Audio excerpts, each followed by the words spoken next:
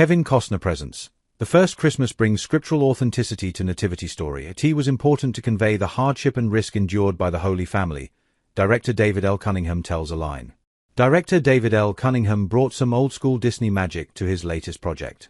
The Hollywood veteran recalled how Walt Disney often appeared on camera to personally introduce the projects closest to his heart, putting his unmistakable stamp on them. By taking out the hardship and the risk, you diminish the courage that Mary and Joseph had, their faith, and so much of the sacrifice. So when Cunningham envisioned a fresh, authentic take on the Christmas story, he wondered if another icon could do the honors. And, as fate would have it, his producing partner knew Kevin Costner personally. The busy film legend agreed to join the project, with one caveat. He insisted on bringing his story into it, and the pieces fell together, Cunningham tells a line. Unifying celebration. Kevin Costner Presents. The First Christmas, debuting December 9th at 8 p.m. ET on ABC before hitting Hulu the following day, does more than put the Christ back in Christmas.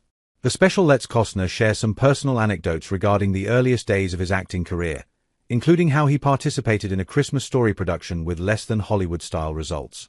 He improved over time, of course. The First Christmas introduces us to Mary and Joseph, a young couple facing incredible hardships along with the most important pregnancy ever. The intent was to try and find a unifying celebration of the story, Cunningham says. Let's all get behind what matters the most. Jesus was brought into this world in this amazing way. The goal wasn't to put a spin on something but to revisit the ancient texts and try to honor it as much as possible. Not too cozy. The First Christmas pushes past misconceptions about the holiday, blending polished dramatic beats with commentary bringing critical context each step of the way. That approach worked well with the material, the director says, comparing the expert commentary to miniature podcasts that pop in between dramatic elements. We didn't want a theological, wag-your-finger thing, he notes, but he also wanted to remove the cozy interpretations many have of the Nativity.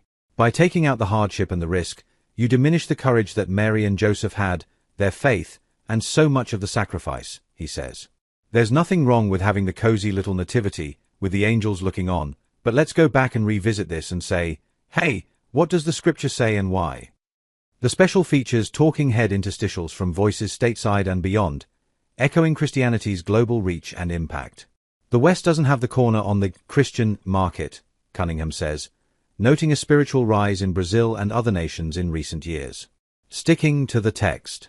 Cunningham is no stranger to faith-based productions, starting with one of his earliest projects, 2001's To End All Wars. The film recalled the fact-based story of Japanese POW camp captives who embraced God to both endure and forgive their captors. Those experiences have given him insight into Christian projects that connect with the masses and, more importantly, ring true. When a biblical movie works, it sticks to the text, he says with a chuckle. It also helps to have people who are leading the charge who believe in it. Cunningham studied faith-based films in film school, noting how the industry lost the plot over the years regarding Christian projects. We felt as Christians that somehow entertainment and Hollywood was of the devil. We didn't want anything to do with it, he says. We just walked away from one of the most influential platforms there